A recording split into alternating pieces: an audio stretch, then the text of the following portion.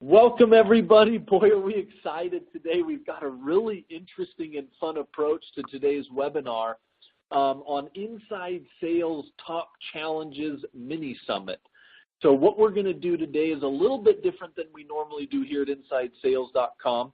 We're going to start with a panel of experts that are going to be focusing on a report that InsideSales.com and the American Association of Inside Sales Professionals have put out, focusing on what are the biggest challenges in the inside sales space.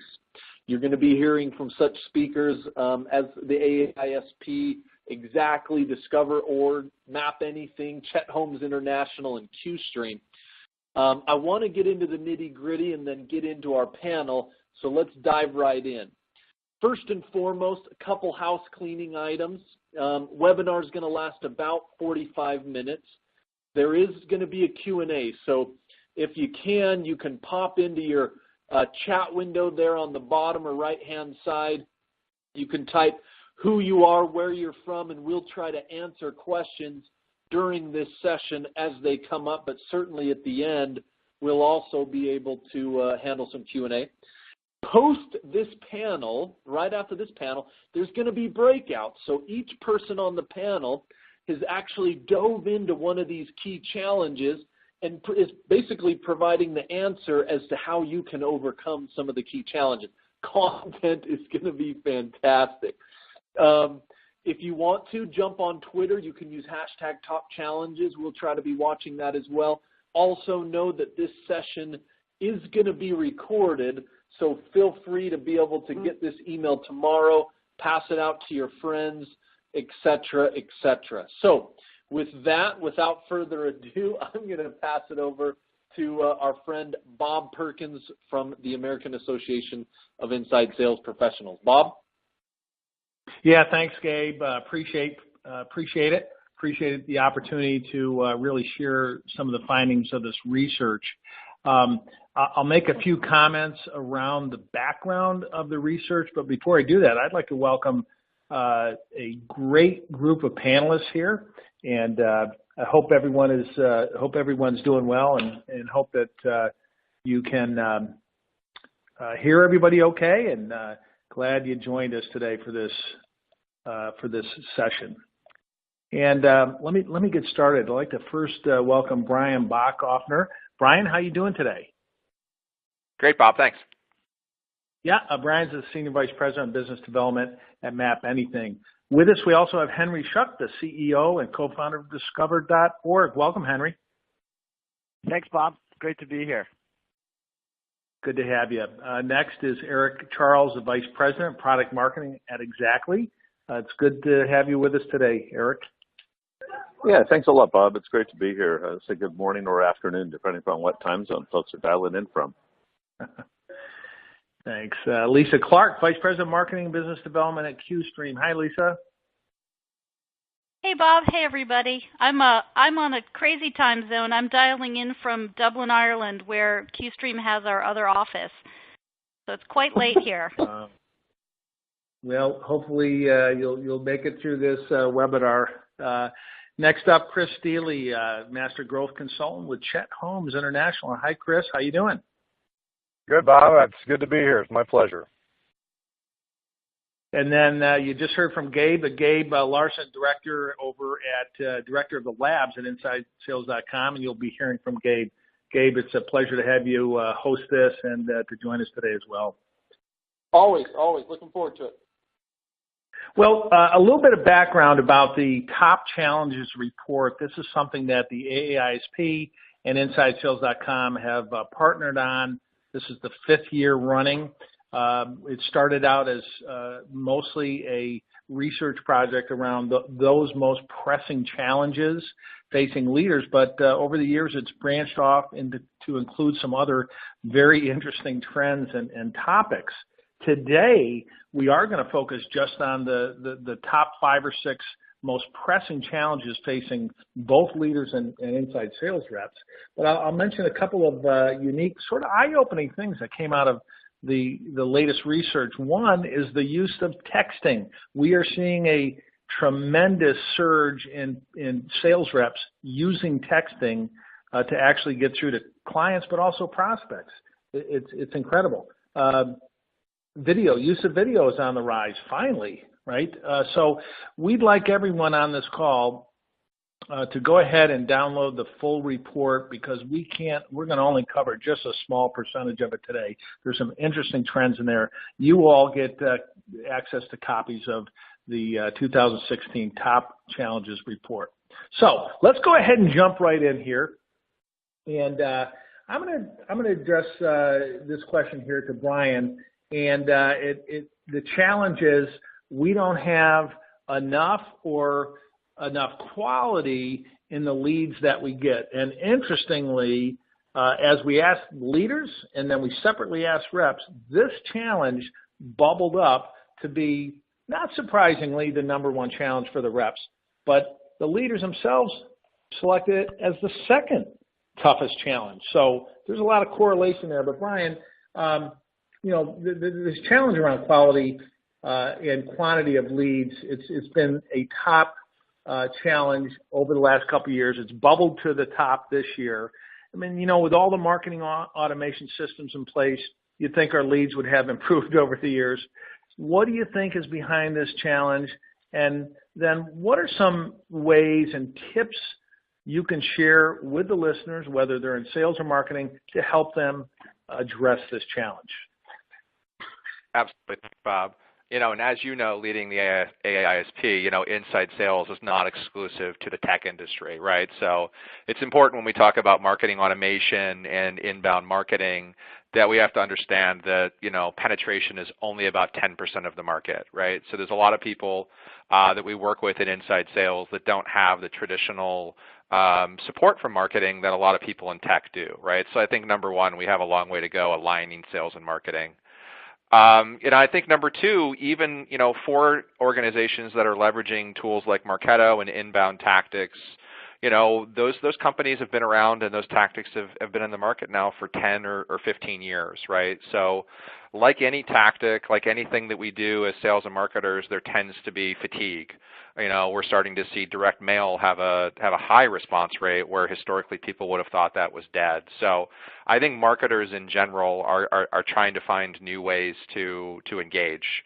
So marketers really need to up their game and not just put forms on websites and call people as soon as they fill out a form. They need to start to leverage advanced analytics, predictive scoring, and other things like account-based marketing to be more targeted in the way that they help sales organizations.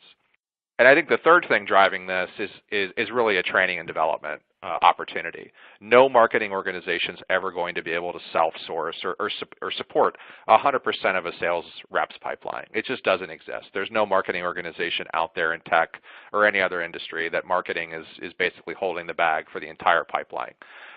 So we need to do a better job, as leaders and as individual reps, in understanding the tools that are available, things like Henry's company, Discover.org, things like LinkedIn, and put programs in place to actually help people understand how to source quality leads, right? So I think that's one thing that we can do much better. And I think going forward, there's a lot of talk in the industry, specifically in tech, about account-based marketing. And really what that means is it's marketing supporting the rep's targeted approach to their territory.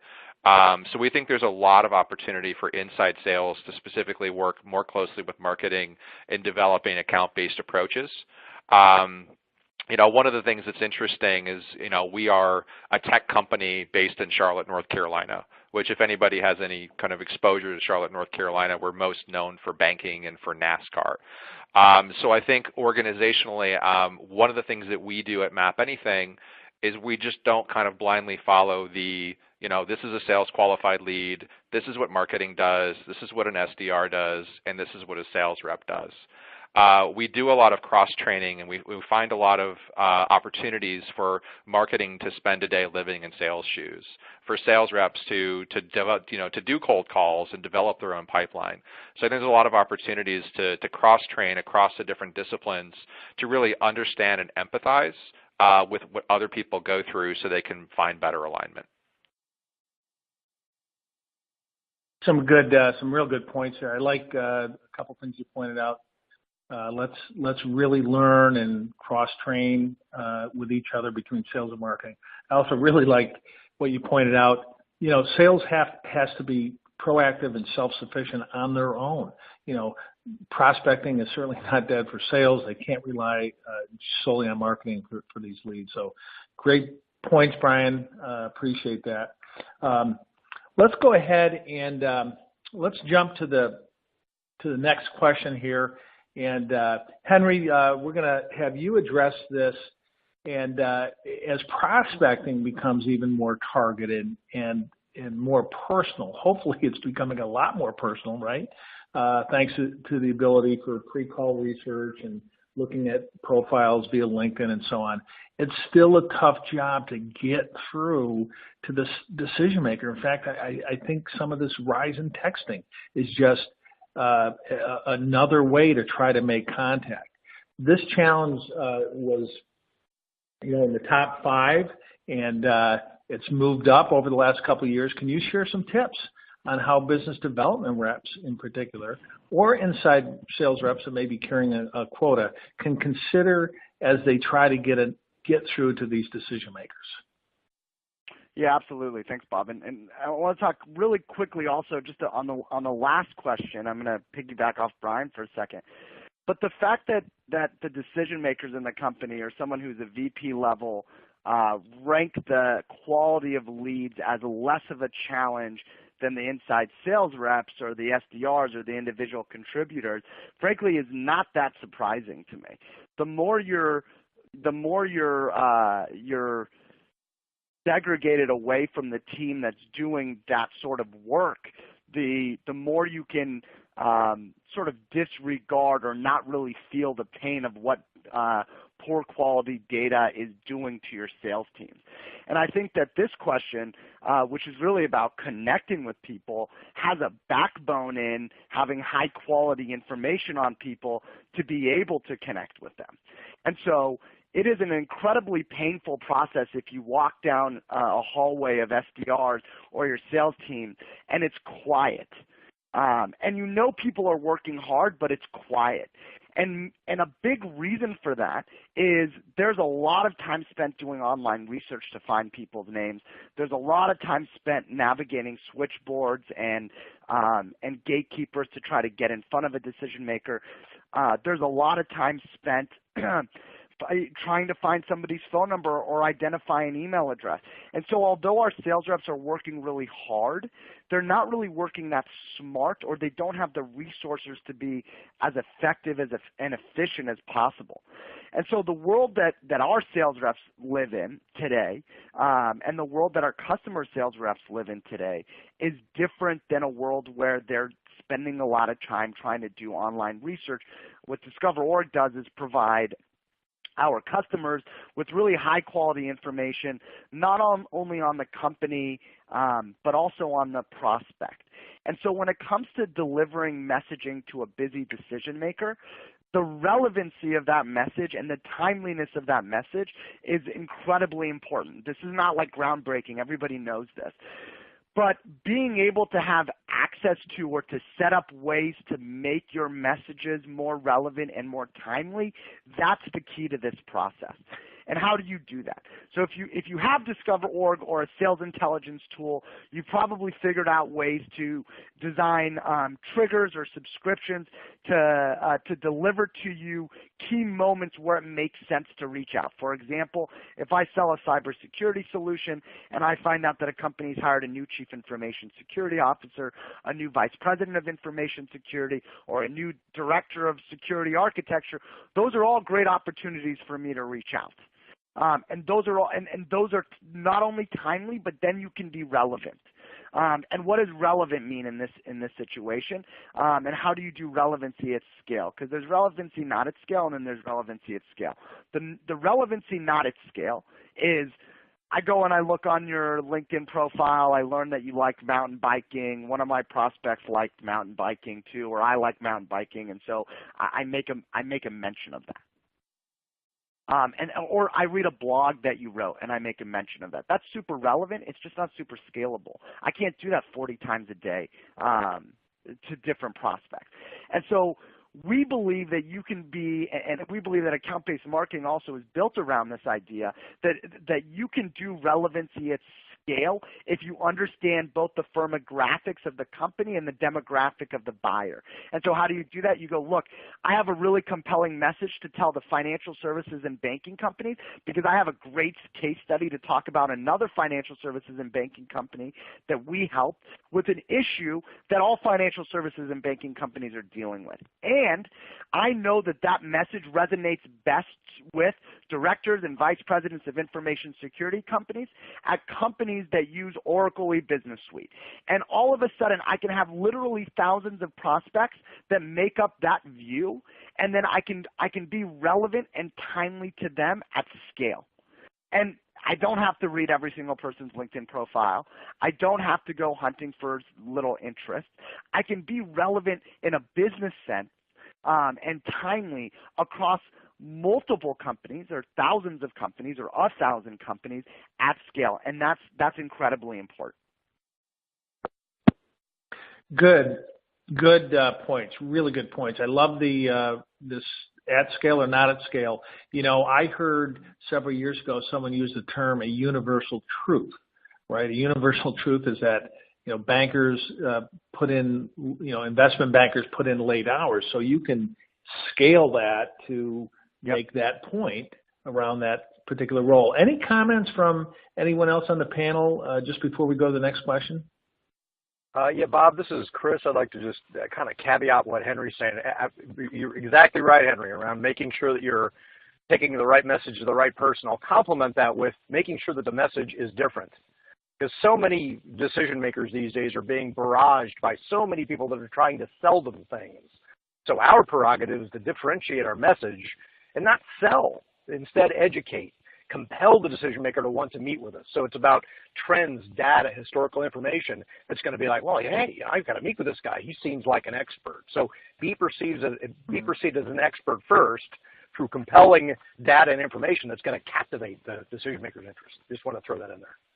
Yeah, absolutely. Yeah, that's good. You know, by the way, we put a lot of this onus on 22 to 28-year-olds who we have making outbound calls for us, and that's not a great person to figure out what a cybersecurity expert at the world's largest banks cares about. And so what we've seen companies be successful about or successful around is bringing in engineers to help write and create the messaging that then the SDRs and the inside sales reps are using to engage with these decision makers. Because think back to your 22-year-old self. I didn't even know why there was more than one vice president at a company. I thought it was like president and vice president, just like the political system. And so there's not enough business context to be compelling in those messages without pulling in engineers and your CEO and your CTO to help craft that message. Good, very good perspective on that. And, you know, certainly with account-based selling, there's times that you are going to drill deep, right? But when you're talking about 40, 50, trying to get, you know, 10, 15 good conversations a day, you got to scale. So good points there. You know, and in fact, that leads us to this next question, really. And Henry, you mentioned the 22 to 28-year-olds. The good news is we found that the traditional quota-carrying inside sales rep has sort of found a career in and of itself. We've seen field moving into inside, but we see longevity today in this career. But when we turn to the millennials, let's say, or even the role of business development, it's a tough job. You know, they want to move up and out. They get antsy. Motivation is key for reps to remain focused. And I've said for years, it's a leader's job, right? Yeah, you try to hire self-motivated people. But at the end of the day, that coach, that leader better give us a good dose of that and keep that team motivated so they, you know, stay focused. So with that, I'd like to, Eric, turn to you for this question. You know, how do leaders keep the team pumped up? What can leaders do to help keep a team motivated? Sure, absolutely. And I'm actually going to argue against you. This concept of hiring self-motivated people sounds great, but good luck identifying that. Everybody's motivated when they're looking for a job. Then once they come inside the shop, they go through the training, they go through boot camp, they get that initial stuff. and then they pick up the phone and they make their first 20 calls. Let's say you are getting that youngster right out of school, and they've got how many hang-ups, voicemails, and they are suddenly feeling depressed. They're getting hit at the end of the week. Now, maybe they start struggling through, so they are starting to get into those ups and downs, and a good manager has to recognize that and walk them through it. But when you start talking about motivation, I can go back to the Gallup survey, where they find that only 13% of your employee population is even engaged at work. Okay, 63% are not engaged, and worse, a quarter of them are actively disengaged. Actively disengaged means they're the ones that when your back is turned, they're updating their LinkedIn profile, they're playing a game, they're on Facebook, and they are just doing, as my favorite line from Office Space goes, just enough not to get fired. So you've got to recognize that that's already a problem. So when we start talking about our sales teams, let's talk about what we can do to get their attention and keep them motivated. One is, and yeah, I work for Exactly Corporation. I've spent over 2 decades writing incentive plans. So I'm a firm believer that the compensation matters. I don't think any of us would argue that Dan Pink knows what he's talking about when he tries to claim that incentives don't work. I can go through reams of academic research that how well incentives work, but incentives can drive behavior. Is that the behavior you want? Make sure you're driving the right behavior that you're motivating. 2 words to, fill that in, Wells Fargo. There's a great example. They motivated behavior with a comp plan. Unfortunately, nobody was keeping an eye on it to see what kind of behavior they were doing. One of the things I've talked about, like I love spiffs. Let's say it's the first quarter of your year. Maybe that's your typical down quarter. Everybody's coming back, they finished out the prior year. They see the empty desks of the people that didn't make it. Let's get their attention. So you throw out a spiff. Great idea. But if you don't back up and analyze the results of that spiff, like did we sell any more of the product or service that we spiffed than we did for the prior period? If you didn't, then really you just threw money away. Now, some managers will go crazy and they'll actually overspiff. They'll just start doing a spiff every week.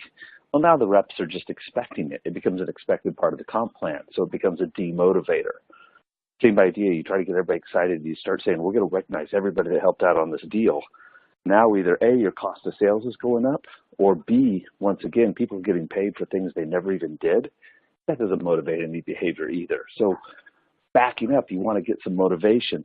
One, what can the rep actually impact? It's got to be a strong line of sight. They've got to be able to see it. They've got to be able to touch it. They've got to be able to impact it. That's great for an inside salesperson to say, hey, let's say an SDR, BDR, sales development rep, business development rep. What do we pay them for?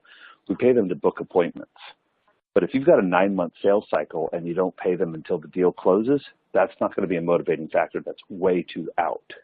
You got to remember the basic rule: pay early, pay often. The sooner you can pay me for the activity you're trying to drive, the more I'm going to go out and do more of those particular activities. I mean, some simple basic rules of motivation there to try to get people's attention. Know what you can expect out of them, see how you can turn it up a little bit. And yeah, it's too easy to bash millennials, and honestly, I will fight against it. The millennials are the ones reminding us that they want to be measured. This is the Xbox, PlayStation generation. They are used to playing a video game where when they do something, an achievement is unlocked and they get recognized for it. There's nothing wrong with that. I mean, I look back on my career, I wish somebody would have recognized some of the work I did when I spent 2 years at a company before somebody noticed that I was an employee, it seemed. So getting in front of that is fine. And I don't think it's as much up, yeah, they expect the up or out and they want to move on to the next thing. But the same idea, that's an easy one to chase. You can have title adjustments. You can have, value adjustments. If they are doing really well and bringing more into the company, why wouldn't you recognize them through maybe a more accelerated comp plan, or perhaps a better title or more responsibilities? Test them out. No reason to hold them back, because if not, they will walk and go across the street to another organization. And now you're back to having to retrain, onboard, etc. So there's lots of different ways you can get into this on the motivation side. Yeah, very good. Thanks, Eric. Appreciate it. Certainly you focus some of your comments on the financial, the monetary piece to it. I think that's critical. I've seen so many comp plans over the year that are complex. We could spend literally 2 or 3 hours talking on motivation alone, because there's so much more into motivation. There's different ways to motivate. I like your tip on micro promotions. I think that's key in our business. So appreciate the comments there. Anyone to add to that? We're about halfway through. We need to keep the pace moving here, but any comments from other panelists briefly? Okay. Very good. Let's keep moving along. So the next challenge has always been in the top 3 or 4 over the past 5 years, and it has to do with training and developing and adding resources to an individual's development through onboarding and then just ongoing training, not just the beginning, but through years and years of employment. And I believe part of the reason this has been such a challenge is we have had an explosion in hiring. Between the year 2011 to 2020, the Department of Labor estimated 750,000 net new inside sales jobs would be added in America alone. Well, that puts a lot of stress in how do you bring these people on board them and train them. So Lisa, this question's for you here. What do you think? Talk to us a little bit about the importance of training, and can you share some tips maybe around onboarding or development, tips for leaders around this key topic? Sure, Bob. And this is an important topic, and it's one of the motivators, back to the conversation we were just having around compensation. I think professional development is another big motivator. So I'm not surprised by the findings of the report. And I think there's just a few things at play here. First, as you mentioned, companies are hiring again, which is great news. I know estimates that I heard recently are roughly about 10,000 baby boomers are going to exit the workforce every single day between now and the end of the decade. So the workforce is turning over to the millennials and in a younger generation of salespeople. Second, our buyers have changed. The buying processes have changed. The number of people involved in a buying cycle may have changed too. Not to mention the dynamics of the markets we operate in. It's mind-boggling. Products change, competitors change, business metrics, compliance, on and on and on. No matter what industry you're in, you really can't avoid it. It's just a crazy pace of change, and trying to keep our guys up to speed on everything that's going on so that they can help facilitate the buying process. So keeping them up to speed on all of this is a challenge. And I think, too, buyers expect more from our reps, right? They don't want product information necessarily that they can find online. They want these business-level conversations that take into account and solve for their unique challenges, right? So preparing reps, again, for all these value-added conversations requires a lot of new approaches. And as everybody probably already knows, we can't just bank on our once-a-year sales kickoff anymore, right? The old-school ways of transferring knowledge, they're not convenient and they're not effective, and frankly, they're not motivating. So there's that. This is a very big topic, but there's 2 more things I want to mention, and an idea that I put forward recently in a webcast with the AAISP. But coaching is a factor here too, and we just don't do enough of it, right? It's a shame that more companies don't invest properly in developing their coaches, right? Because these guys have a complicated role. Their main objective is to grow revenue, but they're often managing teams with a really diverse set of experience, and it requires them to be first and foremost great people managers. And as we know, many coaches come up into their job through their success as a top performer, but they're not necessarily prepared to be great coaches and motivate folks the way that they need to in their professional development. But just back to millennials for a second, and I don't want to pick on them, but I think before we move on to the next question, I think organizations can be challenged by the demands of this generation. It requires a lot of professional development, as I just pointed out. These guys have grown up with devices and technology. It helps them find whatever they need, like whenever they need it, right? There's certainly no strangers to classrooms, but they're just as comfortable learning through websites, online discussions, videos, and they just seem to have an insatiable need to do so. I manage a team of inside folks myself, and I know that I need to think different about my programs, right? Many of us have embraced new approaches like TED Talks and short sort of multi-session events, just like this session right now, right? We're all busy, but there's a lot of value in this conversation. We've even experimented with podcasts and mobile reinforcement strategies for our folks on the go, but all of this is driving demand for new and more continuous training. The one notion I wanted to put out before I end this topic is the notion of something I call reboarding. It's not a thing, but it could be and should be. It's the notion of applying the same level of rigor that we apply to our onboarding. So many of us have onboarding, 90-day cadences, 6-month cadences, whatever, and applying that in a continuous process. You know, there was, I think, a Forrester analyst who once said to me, Lisa, how do you know when your onboarding is done, right? That you've checked all the boxes and they went through all the sessions and they, finished all their training. But really, it's a continuous process. So it's the notion of reboarding, constantly bringing them up to speed on new capabilities to make them successful. That's cool. I love the reboarding piece. It reminds me, hey, you get your driver's license, maybe after 20 years you have to go get tested again, but I love that concept. Really good concept. Let's go back to the basics and train on the basics again. Thanks for sharing that. Where did you hear that term, by the way? Is that something you came up with, or did you hear it somewhere? Yeah, I'm curious.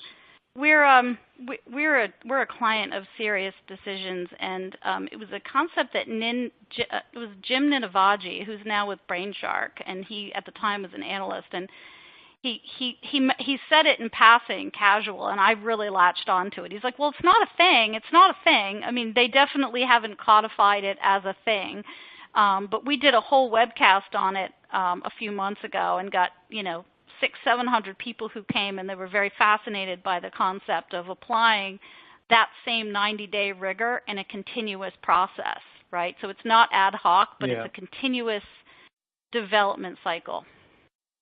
Great. Very good. Okay, we just doing a time check here. We have to move the pace a little bit quicker to get through in our 45 minutes. So I'm going to jump right to the next question here. Chris, this one's going to go out to you, and it has to do with hiring. Hiring and recruiting has been in the top 3 challenges consistently for 5 to 6 years.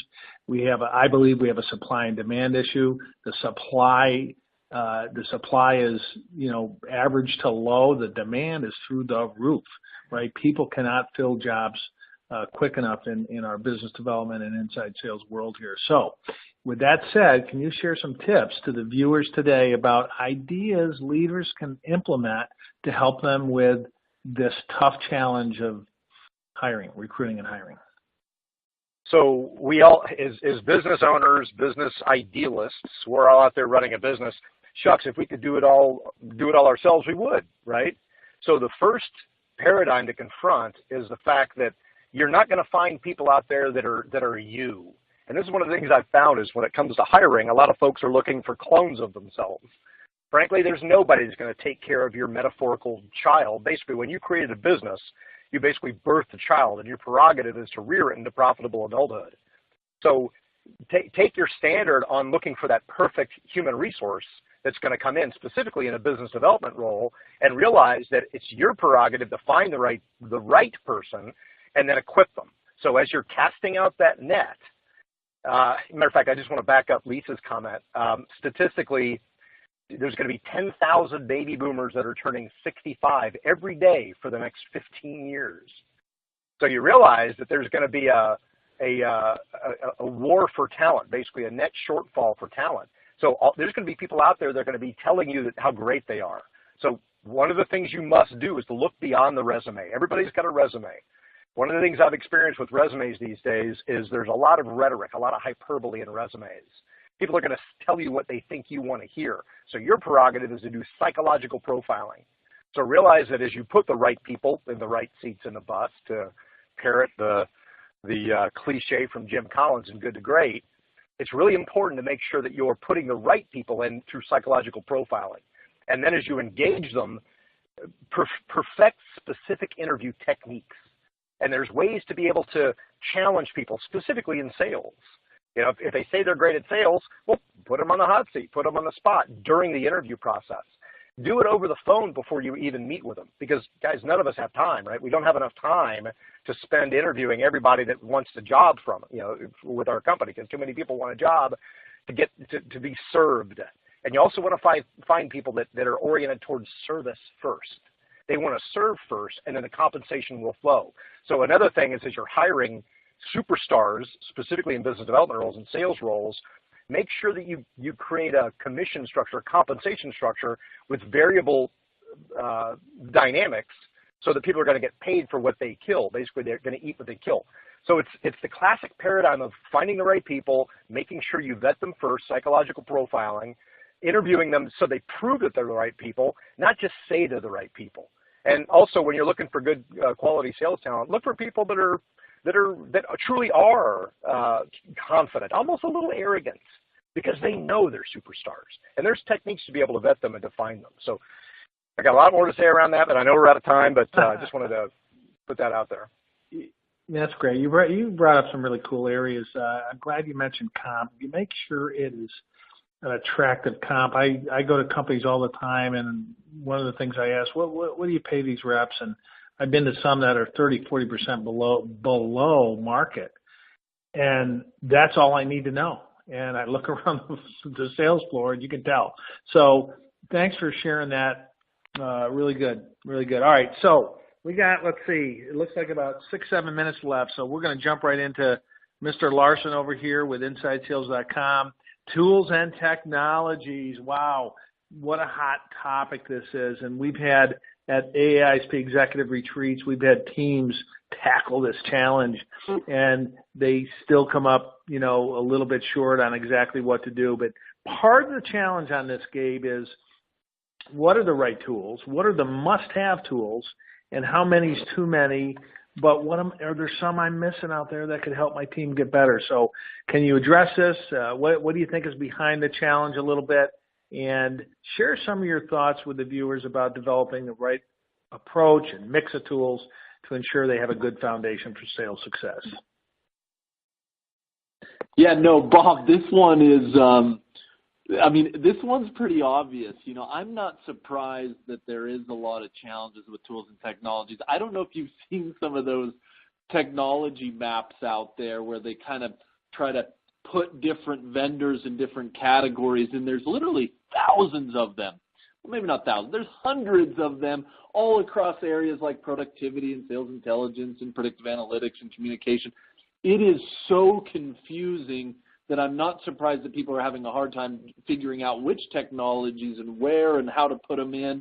I think there's some great statistics out there around, CSO Insights. They put a study out not long ago around CRM usage is going down. People are starting to see a little bit less usability there. I was in Seattle a couple of weeks ago, and I was talking to a sales leader. He said, Gabe, honestly, I have 17 different sales acceleration vendors.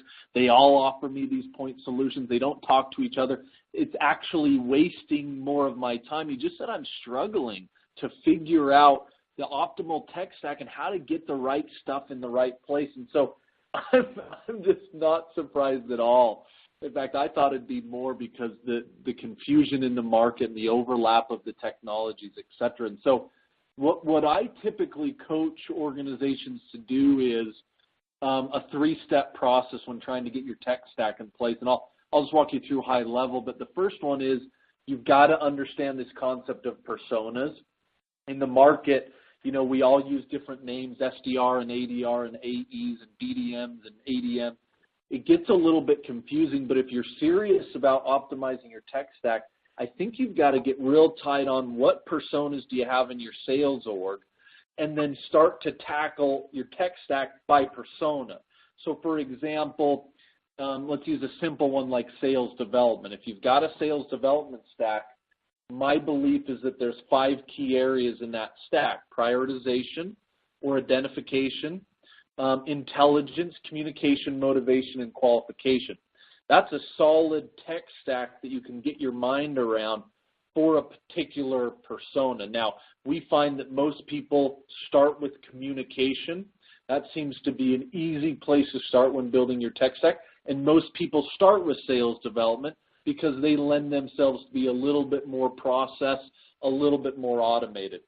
The second piece that you've got to do if you're going to get your tech stack in place is this concept of actually understanding your process. I've gotten a little addicted. I love to map sales processes, but as soon as a client or prospect can show me, hey, here's my sales process, and we can review where there's areas of weakness, that's when we can go ahead and say, let's go ahead and put in a technology piece to actually be able to solve that potential problem. And then lastly, I do think the concept of a sales stack needs change management.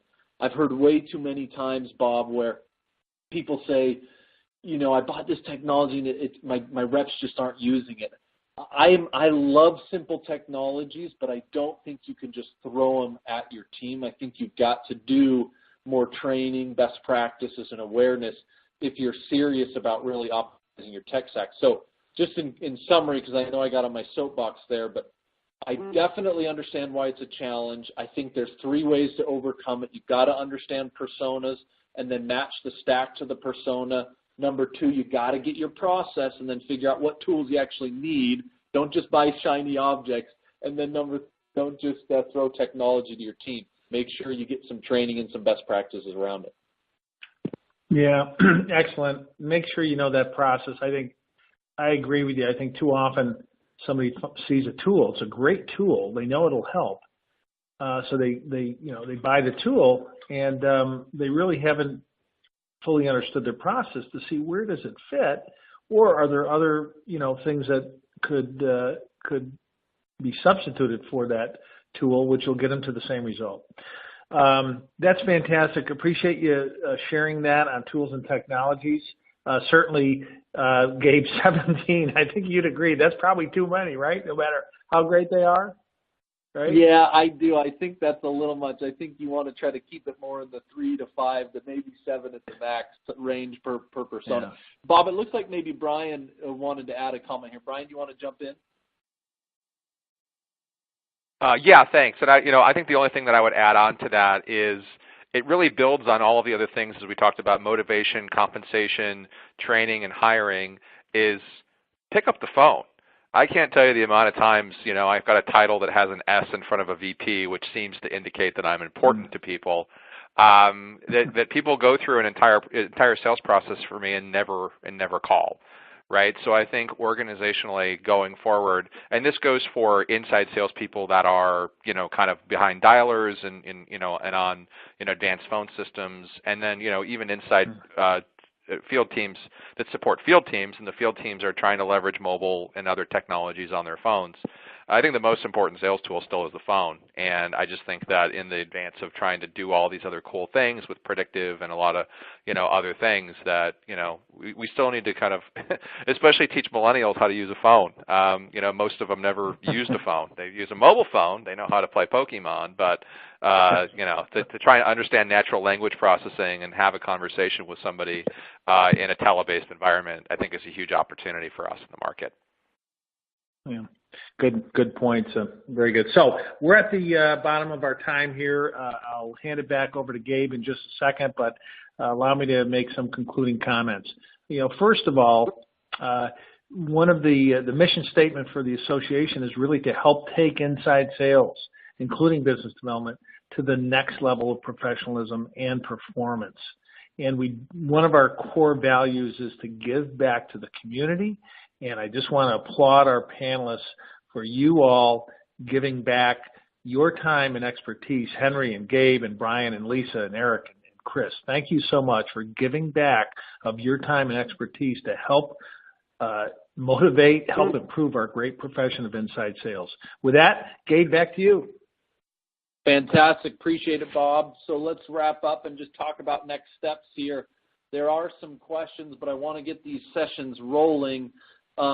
So we're going to cut this off, this panel discussion. Again, tomorrow we'll make sure we email this out to you. You feel free to share it further.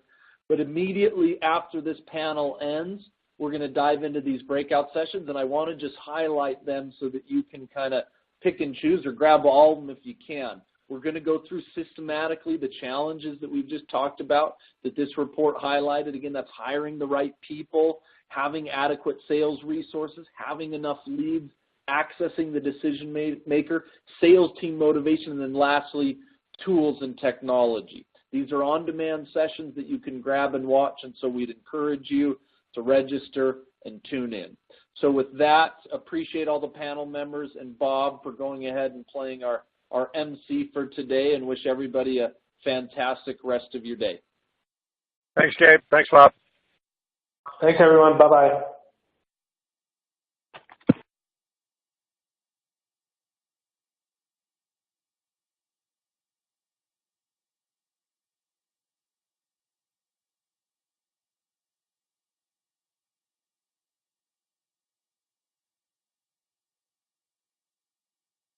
Welcome to the Inside Sales Top Sales Challenges Mini Summit. I'm Brian Backoffner, Senior VP at Map Anything, and today we're going to discuss the secrets to better sales performance. But first, a little bit about me. I've spent the last 10 years across various SaaS companies focused on helping salespeople get better. While at Inside View, we were at the forefront of evangelizing social selling for its improvements in enabling access to decision makers. When I was at LeadSpace, we were at the forefront of leveraging predictive analytics to help marketers better prioritize which leads to spend time on and which customers to target. Here at Map Anything, the leading map-based UI for Salesforce, I'm in charge of strategic partnerships. So let's dive in. What do we know about the top sales challenges for sales reps today? Looking at the InsideSales.com research, what we've seen is a consistent challenge in having enough people to call and determining how to find relevance to cut through the noise and get access to decision makers. What I find most interesting about this is with the advent of tools like LinkedIn and social selling and more sophisticated sales intelligence solutions, we haven't gotten much better in the last 3 years. We see these same issues play themselves out with field sales. I think there's a few issues at hand. Number one, we tend to see high-tech sales organizations focus on highly centralized inside sales with a lot of support from marketing via inbound leads. Traditionally, field teams are geo-distributed, in a lot of cases disconnected from marketing and the lead flow.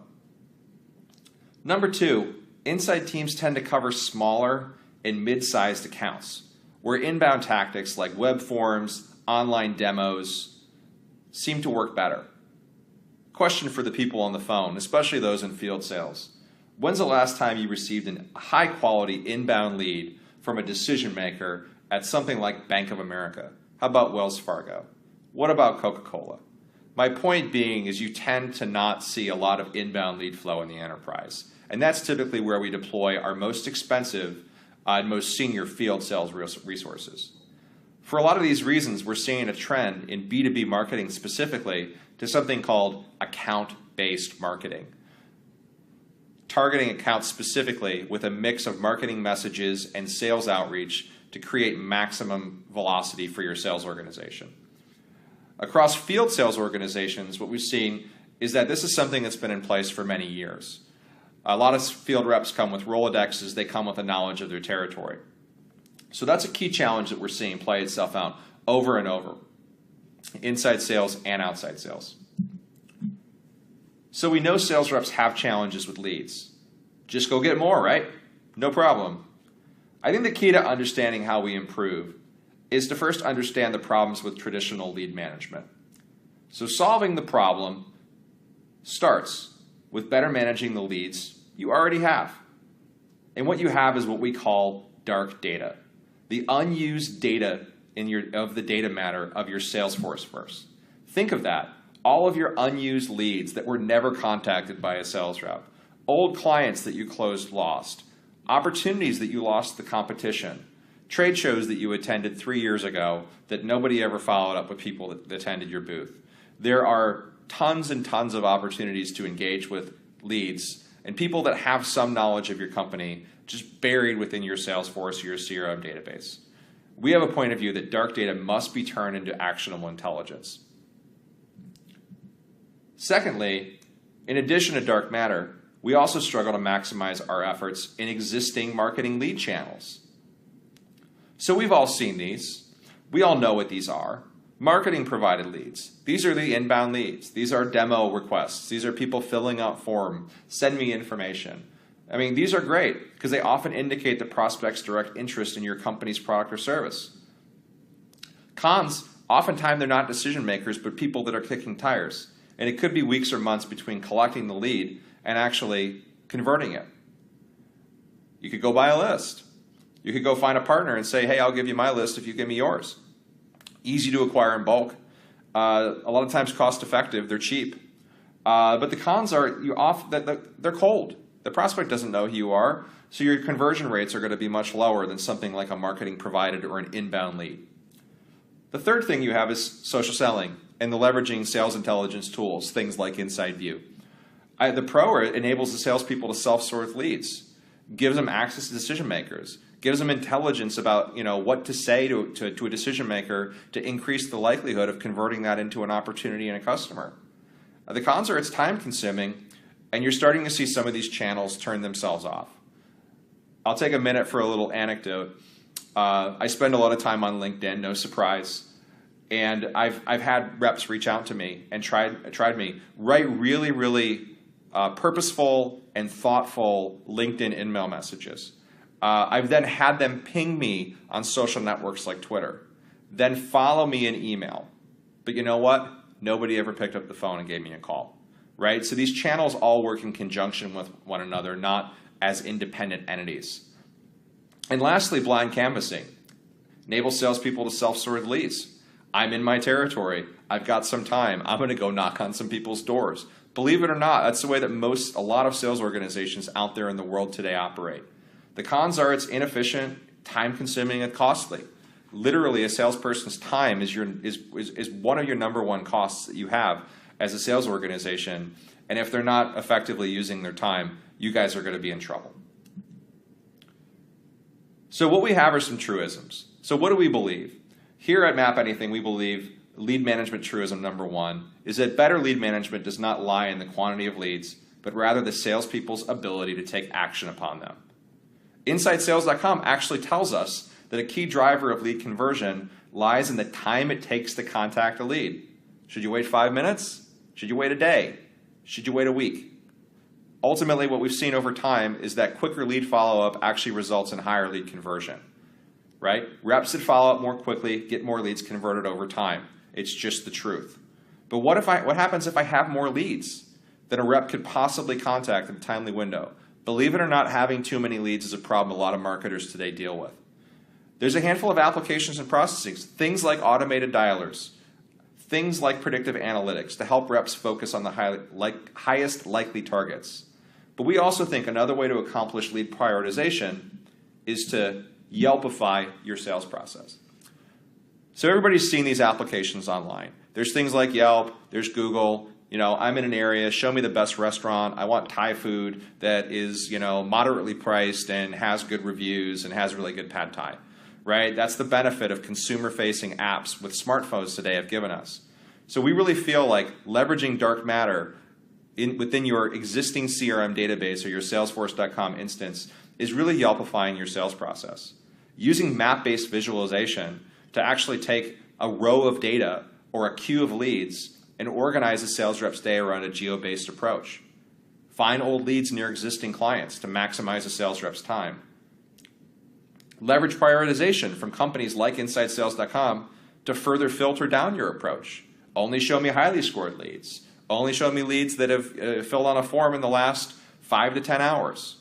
How many of us filter consumer mapping apps, things like Yelp, by rating and by price? Why wouldn't you do the same with your leads? So once we learn how to better prioritize what we have, and we find efficiencies in our process through geo-based lead management, we still need help. That leads us to lead management truism number 2. World-class marketing orgs will never source 100% of a sales pipeline. It just won't happen. We've seen best-in-class sales organizations at B2B SaaS maybe get 50 to 55% inbound. It's just not going to happen that a marketing organization is going to 100% provide leads to their sales organization. So reps that self-source leads will outperform their peers consistently. There was actually research back in about 2011, 2012 from the Corporate Executive Board, or CEB, the publishers of the Challenger sale, that actually showed that people that did social research and reached out via social networks to self-source leads actually had a higher incidence and high performance than those that did not. So there's actual research to back up my claim here. But what happens when you move into a new territory and you have a minimal LinkedIn network? Or you don't understand the general market dynamics because you've been assigned a new territory that's in Houston, Texas, it's oil and gas, and you've only ever sold high tech before. How do we enable salespeople to succeed there? Here at Map Anything, we're a good example. We have a constant flux in sales territories as we grow. New week, 3 new reps. Where do we put them? How do we best deploy our resources? And how do they ultimately get into their territories and be successful and generate revenue and be successful sales individuals? And we think here is how we Pokemon Go your territory. So everybody on the phone that has children is familiar with Pokemon Go. Some people that are 40 plus probably play it. It's okay. We play it here at Map Anything a lot. But that's basically leveraging a geo-based approach to go hunting for Pokemon. And when we're hunting for Pokemon as sales reps, we're hunting for new business. We're hunting for the highest likely prospects in our given territory to go have meetings with, generate that new pipeline, and close business. So this is what we actually call location-based lead gen. Very much like Pokemon Go, sales reps, in this case especially field reps, are consistently on the hunt. You may have a Pokestop, which in the game is a place where you go gather information. For a field sales rep, that could be a local chamber of commerce event, an industry mixer, or some other type of networking.